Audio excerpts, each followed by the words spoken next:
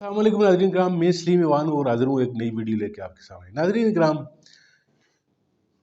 कहते हैं कि सियासत का दिल नहीं होता। बिल्कुल नहीं होता होगा, लेकिन नाज़रीन कराम ये सिर्फ पाकिस्तान में नहीं होता।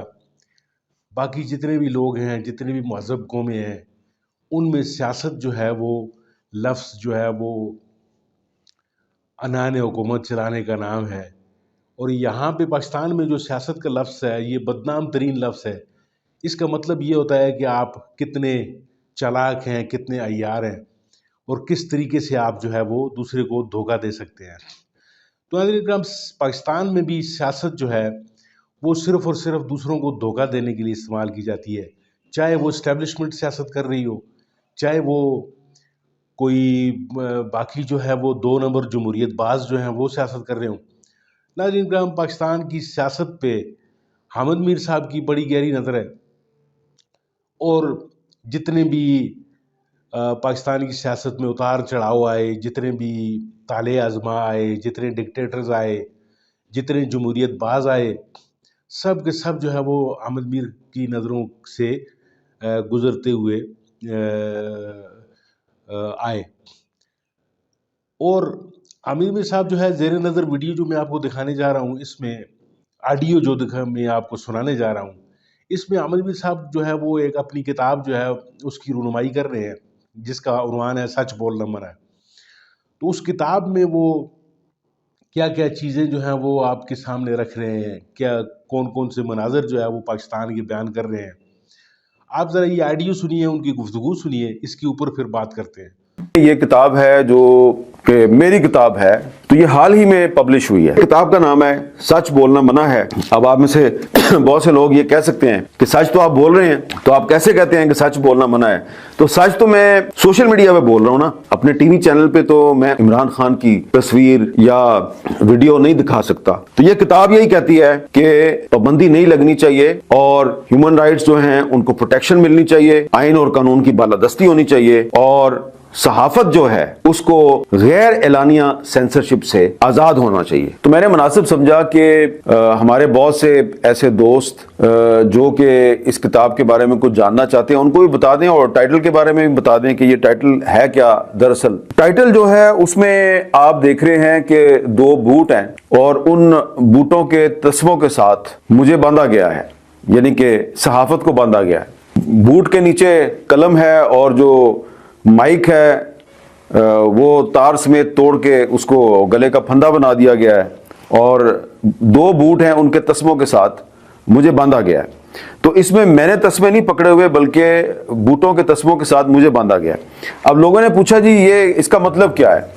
तो दरअसल ये किताब जो है ये 2018 और 2023 के जो पाकिस्तान के हालात हैं और बैनुल-अक़वामी हालात हैं, ये उसकी कहानी है। और ये जो 5 साल थे 2018 से लेके 2023 तक, इन 5 सालों के दौरान मई 2021 से लेके मार्च 2022 तक मुझ पर पाबंदी थी।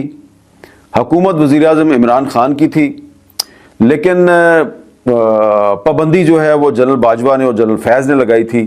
तो ये जनरल बाजवा और जनरल फैज़ जो हैं ये उनके दरमियान सिर्फ पाकिस्तान की सहाफत नहीं फंसी हुई थी बल्कि जमहूरियत भी फंसी हुई थी और बाद में इमरान खान साहब खुद भी फंस गए इन दोनों के दरमियान। लेकिन ये लड़ाई जो है ये इतनी सादा नहीं थी जितनी कि बज़ाहिर नजर आती है। बाजवा साहब का ख्याल था कि ये हमारे यस मैन होंगे। तो मैंने जब इमरान खान साहब वज़ीर-ए-आज़म बन गए तो मैंने एक कॉलम लिखा, इमरान खान आपका यस मैन नहीं होगा, और वो कॉलम भी इसमें शामिल है क्योंकि बाजवा साहब जो हैं वो इमरान खान से कुछ ऐसे काम करवाना चाहते थे जो कि इमरान खान करना नहीं चाहते थे। अच्छा, अब काम तो ये बहुत से थे, लेकिन इसमें मैं आपको 2 या 3 चीजें बताऊंगा और फिर आपको इस किताब में यह भी पता चलेगा कि जो इमरान खान और जनरल बाजवा के जो ताल्लुकात खराब हुए तो टर्निंग पॉइंट कब आया। ये टर्निंग पॉइंट आया था जब फरवरी 2021 में पाकिस्तानी फौज ने और इंडियन फौज ने लाइन ऑफ कंट्रोल पे सीज फायर किया। तो उसके बाद जो बैकडोर चैनल से एंगेजमेंट थी, उस बैकडोर चैनल से फैसला किया गया कि Indian prime minister Narendra Modi जो हैं वो अप्रैल 2021 में पाकिस्तान का दौरा करेंगे। फॉरेन ऑफिस को तो पता ही नहीं था इस बात का। तो जब ये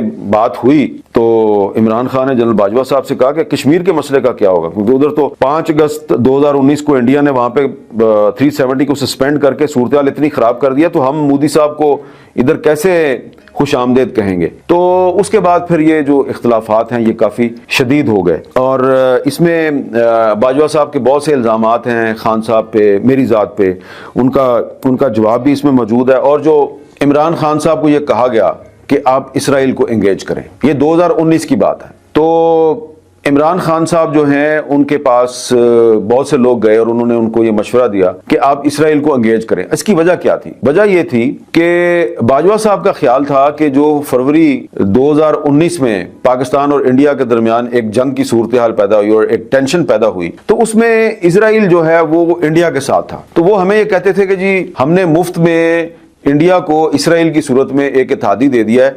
और बहुत से अरब कंट्रीज ने इसराइल को तस्लीम कर लिया है, हम तस्लीम नहीं करते, तो पाकिस्तान में इस पर डिबेट होनी चाहिए और इसराइल को एंगेज करने की जरूरत है। अच्छा, इसराइल को बैक चैनल से काफी सालों से एंगेज किया गया है, लेकिन इमरान खान साहब पे कुछ ज्यादा ही दबाव था कि आप इसराइल को एंगेज करें। और एक मीटिंग थी प्राइम मिनिस्टर सेक्रेटेरिएट में, और उसमें मैं भी मौजूद था और भी कुछ लोग मौजूद थे। वहां पे इमरान खान साहब को ये मशवरा दिया गया कि आप इसराइल को एंगेज करें, और वहां पर मैंने इमरान खान साहब से कहा था कि ये कायदे आज़म का पाकिस्तान है, और कायदे आज़म के पाकिस्तान में इसराइल के बारे में वही पॉलिसी चलनी चाहिए जो कि कायदे आज़म की पॉलिसी थी, और खान साहब ने मेरे से इत्तेफाक किया था। तो ये बात रिकॉर्ड पर मौजूद है। जब इमरान खान वजीर आज़म थे उस वक्त मैंने ये बात अपने कॉलम में लिख दी थी, और बाद के जो हालात वाक़यात हैं वो क्या हुए वो आपके सामने है, और जो उन्होंने 9 महीने पाबंदी लगाई रखी उसका भी इसमें जिक्र है। और फिर उसके बाद 9 मई 2022 आ गया। तो 9 मई 2022 जब आया और तहरीक इंसाफ के बहुत से जो रहनुमा और कारकुन हैं उन पे मुकदमात कायम हुए। 2023 में सुप्रीम कोर्ट ऑफ पाकिस्तान ने यह कहा था कि खैबर पख्तूनख्वा और पंजाब में असम्बली डिसॉल्व हो गया है, 90 दिन के अंदर इलेक्शन करवाया जाए। 90 दिन के अंदर इलेक्शन नहीं करवाया गया। तो एक आपको इसमें थोड़ा सा एक मातम नजर आएगा। मेरी तहरीर की सूरत में मैंने बड़ा मातम किया है कि जी 2023 था ना, जो ये आईन पाकिस्तान की तश्कील की 50वीं सालगिरह का साल था, लेकिन इस 2023 में सकूत आइन हो गया। एक सकूत ढाका था, एक सकूत आइन हो गया। इस आइन के साथ हमने इतना जुल्म किया, इसकी इतनी वायलेशन की कि ऐसा लगता है कि ये आइन जो है अब बिल्कुल गैर मौसर हो चुका है। और इस किताब में बार बार ये कहा गया है कि पाकिस्तान में सियासी बेयकीनी सिर्फ उस सूरत में ख़त्म होगी कि अगर सियासत में इंटेलिजेंस एजेंसियों और फ़ौज की मुदाखलत ख़त्म हो जाएगी, और जब पाकिस्तान में मीडिया को सच बोलने और लिखने की मुकम्मल आज़ादी होगी। ये जो किताब है, इस किताब को मैंने मंसूब किया है मादरे मिल्लत मोहतरमा फातिमा जना से, और इसलिए मंसूब किया है कि जनरल अयूब खान जो पाकिस्तान का पहला फौजी डिक्टेटर था, उसने मोहतरमा फातिमा जना को गद्दार करार दिया था, उन्हें इंडियन एजेंट करार दिया था। तो आजकल क्योंकि एक भेड़ चाल है कि जिसका किसी के साथ कोई सियासी इख्तलाफ होता है तो वो उसको गद्दार कह देता है। ये हुकूमतें जो हैं ये अपने मुखालफिन को अक्सर गद्दार कह दिया करती हैं। तो इसलिए मैंने कहा कि अगर पाकिस्तान में मोहतरमा फातिमा जना गद्दार है तो फिर मैं भी गद्दार हूँ, और फातिमा जना को मादरे मिल्लत समझने वाले बहुत से पाकिस्तानी वो भी गद्दार हैं, और उनको अपनी इस गद्दारी पे फख्र होना चाहिए। नाज़रीन किराम, ऑडियो आपने सुनी, गुफ्तगू आपने सुनी आमिर नबी साहब की। उन्होंने किस तरीके से जो अदवार देखे, जो चीज़ें देखी, इमरान खान साहब को लाया गया या नवाज शरीफ को लाया गया या कुछ भी किया गया, यहाँ पे जो ऊपर बैठे हुए लोग हैं वो डोरियाँ हिला रहे होते हैं, और नीचे ये जो हमें बज़ाहिर हमारे हीरोज़ होते हैं, हमारे जो बज़ाहिर जो है हम जिनके नारे मार रहे होते हैं, ये ऊपर ही ऊपर जो है वो अंदरूनी खाना क्या क्या चीज़ें जो हैं वो तस्लीम कर रहे होते हैं अपने इक़्तिदार की खातिर, क्या क्या चीज़ें। नहीं तो ये एब्सोल्युटली नॉट जो है, ये फ़ौज को भी कहा जा सकता है, या इस्टेब्लिशमेंट को भी कहा जा सकता है, या उन लोगों को भी कहा जा सकता है जो लोग इन लोगों की डोरे हिला रहे होते हैं।